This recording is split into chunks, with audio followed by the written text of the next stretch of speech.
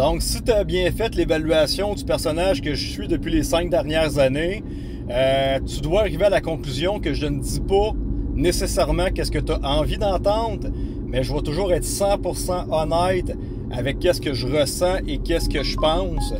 Et l'évaluation de qu'est-ce que je fais, c'est mes évaluations personnelles sur tout ce que je peux lire sur les réseaux sociaux, sur toutes les recherches que je fais en géopolitique, en politique, sur l'histoire, le passé, le futur, les hypes, toutes ces choses-là. Donc, malheureusement, il y a des gens, peut-être que des fois, qui me préféraient m'entendre dire de vendre de l'espoir, peut-être.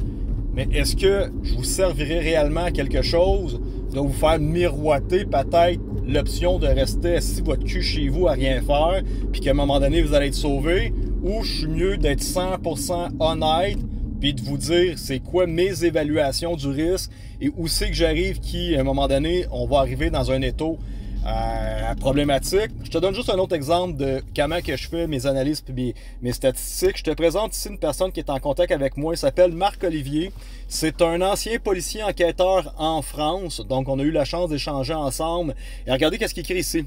Pour avoir évolué en France et depuis plusieurs années maintenant au Québec, je vois que ça arrive ici également de manière identique à la France, comme si c'était un ordre de marche d'une 5e colonne. Donc, déjà, là, on parle d'immigration massive, on parle de la censure, puis tout ce qui est en train de se passer au Québec, l'augmentation des taxes, des impôts, toutes ces choses-là. Ils voient la déportation d'immigration massive vers le Québec, des petites manifestations qui commencent à déborder à gauche puis à droite, un taux de criminalité qui augmente, plus d'interventions policières. Fait que là, vous parlez à quelqu'un d'expérience, quelqu'un qui l'a vécu pour de vrai, OK? Fait que là, je vous donne des informations de « Ah, Max, tu t'inventes que le Québec va tomber dans la merde, puis tout ça. » Non, non. Lui, il l'a vécu en France et il revoit de ses yeux. La même chose quand je parle avec des Roumains, des Vietnamiens ou toutes des personnes qui ont vu leur pays se transformer d'un pays démocratique vers le communisme. Ils disent « Max, on revit de façon identique, petit à petit, les mêmes choses qu'on a vécues dans notre pays. » Et regardez ici, suite à mon dernier vidéo que j'ai dit, la seule façon que je peux réellement aider les gens concrètement maintenant, c'est on ne peut pas sauver la masse du 95% des gens, on peut sauver juste un 5% de gens qui sont prêts à passer à l'action. Ceux qui ne peuvent pas passer à l'action, malheureusement, vous êtes obligé de vous battre dans le combat, mais vous allez être écrasé dans la société. Et suite à ça, il répond la même chose. Regardez son comeback. Marc-Olivier, ça me replonge dans ma vie passée. Fait que je vous l'explique. Policier français depuis 15 ans d'expérience, je pense qu'il y a eu en France. À un moment donné, il s'est rendu compte que les forces de l'ordre et la criminalité augmentaient dans son pays, que le pays emmenait beaucoup trop d'immigrants énormément. Il a commencé à voir le tissu social de sa société se briser, les centres de personnes âgées, les hôpitaux, tout débordé, tout commençait à pas bien aller. Et ça a été un militant à son époque. C'est un peu un mois, mettons, là, 10-15 ans en France, puis ils se sont dit non, non, non, on va se battre pour sauver la France, il faut renverser notre gouvernement, let's go les gilets jaunes, on va faire des manifestations et tout ça. Et après plusieurs années de combat en France, il a réalisé, il a réévalué ces choses, il a analysé les statistiques, puis il est arrivé à la conclusion que la France était tombée, c'était terminé, qu'on ne pouvait pas ramener ça en arrière, et ils ont fait le choix, lui et sa famille, de se déplacer vers le Québec, se croisant les doigts qu'il allait y tirer la sauce. Effectivement, il a réussi à y tirer la sauce depuis les 10 dernières années et il remarque que le Québec va également planter et suit le même pattern qu'en France. Malheureusement, la seule chose qui va être drastiquement plus rapide que ce qui s'est passé avec la France durant les 10 dernières années, c'est que maintenant, l'intelligence artificielle, les banques digitales, toute cette méga surveillance par reconnaissance faciale d'identité numérique, c'est en place maintenant. Ils sont capables de l'intégrer puis commencer tout de suite à nous mettre dans une modèle de société communiste 2.0, si je peux me permettre de dire ça, et Marc Carney qui veut emmener durant les prochaines années, là, son plan de marche des 50-60 prochaines années, rajouter un 60 millions d'immigration au Canada. Fait qu'à un moment donné, Tu es assez intelligent pour te rendre compte que peut-être que tu te bats contre un combat que tu ne pourras pas gagner parce qu'il y a des gens qui ont déjà plus d'expérience que toi qui te disent comment ça s'est passé dans son pays. Tu peux vivre dans l'espoir du désespoir et vivre dans un monde de licorne qu'il faut que tu te battes jusqu'à temps que tu plantes, ou tu peux réadapter ta game, de faire des actions concrètes pour changer ta vie et d'améliorer ta situation.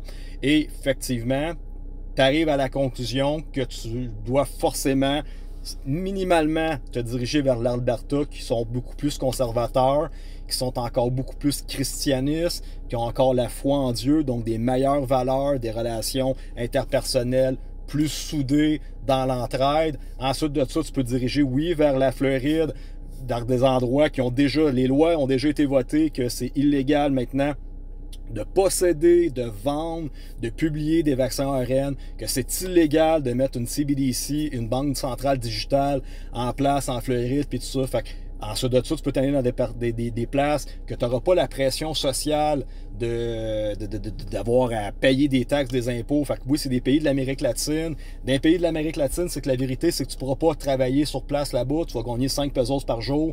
Donc là, il faut que tu sois capable de t'acheter des portes pour faire du location court terme pour gagner ta vie. J'ai un meeting à faire cette semaine avec quelqu'un qui bâtit des boutiques de dropshipping puis qui forme les gens à faire du dropshipping. Fait qu'éventuellement, je vais arriver avec une formule que si tu veux t'en aller au Paraguay, au Mexique, en République, Vietnam, Thaïlande, puis tout ça, mais dans le package qu'on va pouvoir te mettre en place dans ton introduction vers ton changement de vie, ben j'ai une équipe qui va pouvoir te créer une boutique de dropshipping, commencer à te coacher pour ça, et à partir du moment que tu vas peut-être commencer à faire des revenus récurrents, tu sais, si tu commences à gagner 500 ou 1000 pièces par semaine avec ta boutique en ligne, en US ou en canadien, ben déjà, tu vas être beaucoup moins effrayé de partir en République ou en Thaïlande ou au Paraguay, par exemple, parce que tu vas savoir déjà que gagnant 500 ou 1000 pièces par semaine avec ta boutique en ligne, tu vas être capable de très bien survivre dans ces pays-là, puis de payer ton loyer, puis de te nourrir. Fait que là, j'essaye de faire des choses concrètes, puis de créer des équipes pour aider le plus de Québécois à améliorer votre situation.